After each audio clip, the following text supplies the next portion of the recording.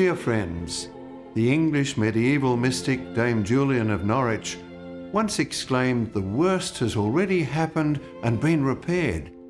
This Easter we remind ourselves again of this wonderfully consoling and challenging good news of our faith. The resurrection of Jesus has happened already. Our vocation as Catholics is to be signs of and witnesses to this glorious fact. Indeed, each of us rose from the dead on the day of our baptism, and every year of our lives is an attempt to realize this fact more fully. Every Sunday since Christ rose from the dead is in fact an Easter Sunday, and an invitation to us also to rise one more time towards our final destination of heaven, because we are an Easter people. This means that we, as people of faith, are above all people of joy. If we are without this joy, we can be prone to conflict. Others can perceive a hostile streak in us. We can lack patience. When we're joyless, we find it nearly impossible to bestow kind words on others. We lack human warmth and seem to be angry at ourselves and the world. By contrast, the joy of our Easter faith is buoyant and warm, light-hearted, gracious and life-giving. With the joy of this faith, we see life differently.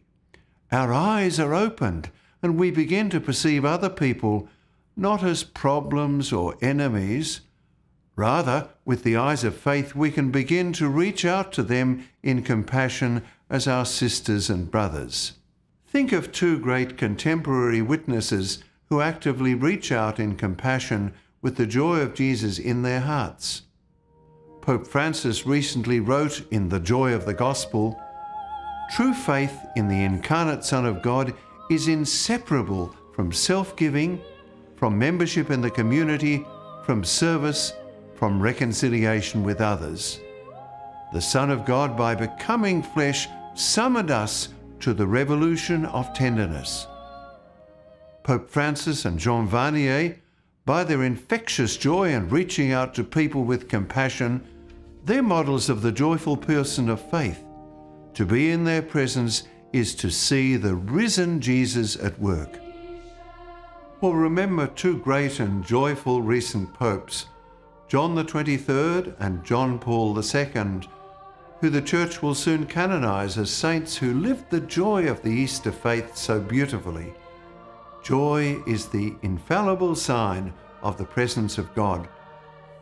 This Easter 2014, may we live the joy of Easter in our lives and in our prayer to the Risen One, who is always with us.